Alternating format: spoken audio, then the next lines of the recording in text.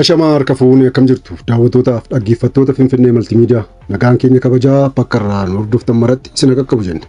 Mariin mootummaa federaalaa Itoophiyaa fi waraana bilisummaa Oromoo furmaan karaa nagaa hanga argamutti murannoo qabnaa jedhan Maayik Hamar. Ergamaan addaa Yuunaayitid Isteets kan gaanfa Afrikaa Maayik Hamar mariin nagaa mootummaa Itoophiyaa fi waraana bilisummaa Oromoo ulfaataa waan tureef yeroo gabaabaa keessatti bu'aa barbaadamu argamsiisuu akka hanqate dubbatan. Qondaalli Yuunaayitid Isteets kun mariin nagaa mootummaa Itoophiyaa fi waraana bilisummaa Oromoo gidduutti wiirtuu daldalaa fi magaalaa guddoo Taanzaaniyaatti godhamaa ture irratti jaarsummaan hirmaachaas turan.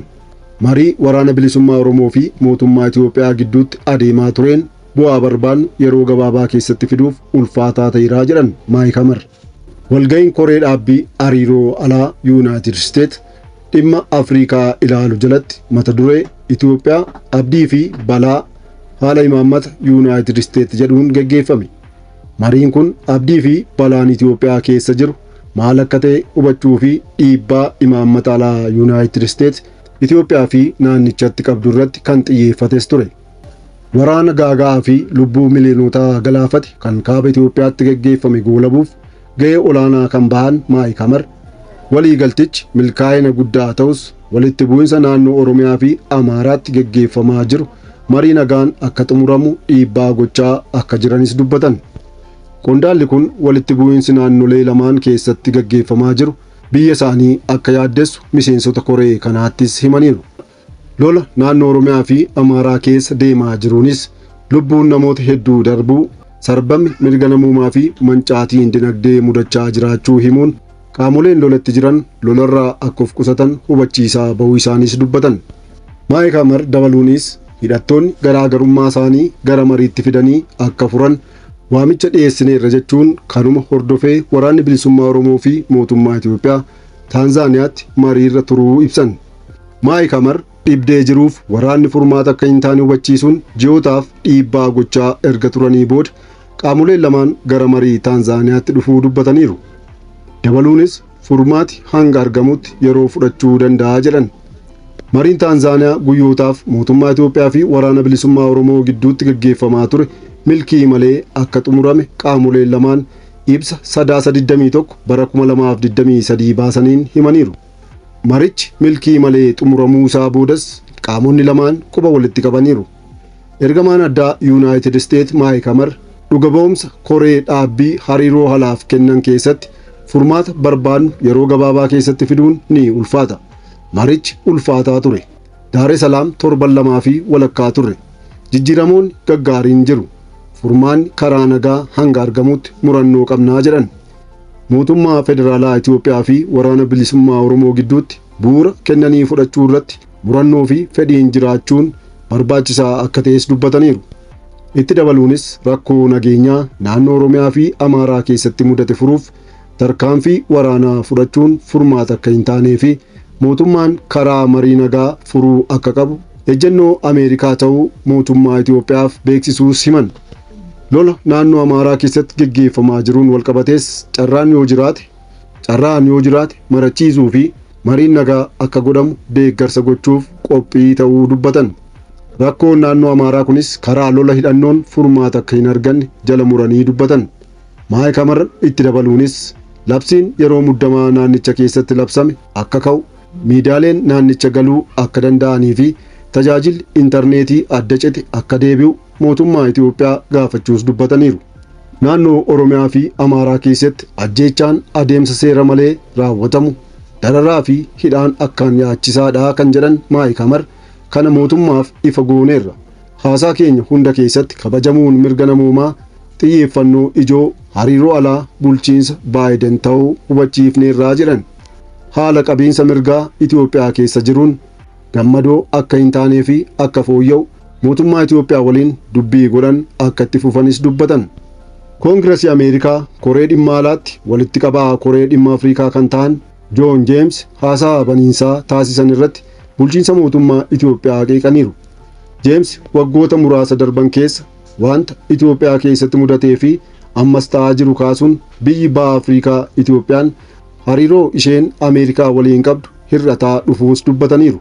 James waa'ee Itoophiyaa hammumaan baraa adeeme mootummaan Itoophiyaa nagaa buusuuf fedha akka hin qabne hubachaa jira. Wanti mootummaan Itoophiyaa nurraa barbaadu keessumaa mootummaa Ameerikaa irraa barbaadu rakkoo dinagdee hammaataa dhufeef furmaata argachuudha jedhan. Miseensa paartii Riippablikaanii kan ta'anii fi Michigan irraa kan filaman John James mancaatii waraanni Tigraay dhaqqabsiise ammas naannoo Oromiyaa fi Amaaraa keessatti itti fufeeraa jedhan. John James dabalaniis Itoophiyaan hulaa galaanaa argachuuf yaada kaasuun ishee waraana biraa kaasuu danda'a jedhanii Maayik Hamariin gaafataniiru. Gaaffii miseensota irraa dhiyaateefiin booda Maayik Hamar imaammata alaa Ameerikaa fi fedha Ameerikaan Itoophiyaa irraa qabdu irratti ibsa kennan. Bulchiinsi Joo Baayidanii fi Kamaal Haaris faayidaa uummata Itoophiyaa guutuuf biyyattii keessatti dimokiraasiin akka babal'atuu fi misoomni dhufuu barbaadaa jedhan. Ergama addaa gaanfa Afrikaa ta'anii erga muudamaniis waraana kaaba Itoophiyaa dhaabsisuu fi muddama hidha haaromsaa waliin walqabatee jiru tasgabbeessuu irratti akka xiyyeeffatan himan.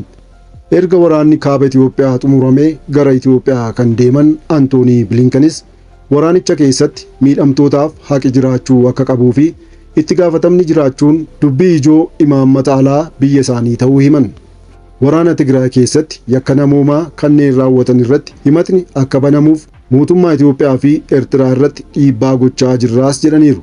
Maayik Hamar waraanni Tigraay waliigaltee Piriitooriyaatiin dhumatus loltoonni Eertiraa daangaa Itoophiyaa guutummaatti gadhiisanii akka hin baanee fi humnoota TPLF hidhannoo hiikkachiisuu fi geggeessuun ammas harkifachuu himan.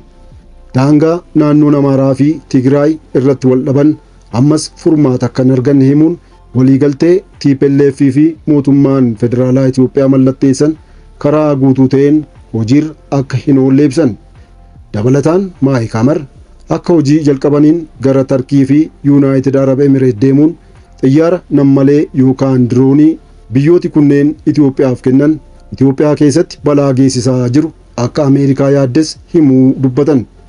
Gama biraan dinagdeen Itoophiyaa dadanqama guddaa keessa galuu kan himan Maayik Hamar biyyattiitti qaala'insi jireenyaa waggoota lamaan darban keessa giddugaleessaan dhibbentaa 30 ta'uu himan. Waggoota 20 darban keessatti bifa himuu dandeenye sharafni biyya alaa Itoophiyaa sadarkaa gadi aanaarra ga'eeraa kan jedhan Maayik Hamar dhimma dinagdee ilaalchisee Itoophiyaan IMF waliin mariitti jiraachuu himan. Waraana kaaba Itoophiyaa hordofee gabaa agawaa keessaa kan baate Itoophiyaan deebistee carraa gabaa Ameerikaa kan argachuuf qoratamaa jiraachuu Maayik Hamar ibsaniiru. Muummeen ministeera Abiy Ahmad Itoophiyaan hulaa galaanaa argachuun dhimma jiraachuu fi jiraachuu dhabuuti jechuun isaanii naannoo gaanfa Afrikaatti waraana biraa kaasa yaaddoo jedhu uumeera. Maayik Hamar biyyoota gaanfa Afrikaa fi ba'a Afrikaa irra darbee Ameerikaaf iyyuu yaaddoo ta'uu himaniiru. Hidha haaromsaa ilaalchisee Ameerikaan faayidaa waloo karaa mirkaneessuu danda'uun waliigaltee irra akka ga'an hojii dippiloomaasii itti fuftee akka jirtus Maayik Hamar dubbataniiru.